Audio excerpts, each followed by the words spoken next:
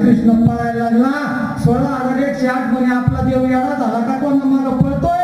कृष्ण म्हणे मी कालही गरीबा मागं पळत होतो आणि आज सुद्धा मी गरीबा मागच पळतोय.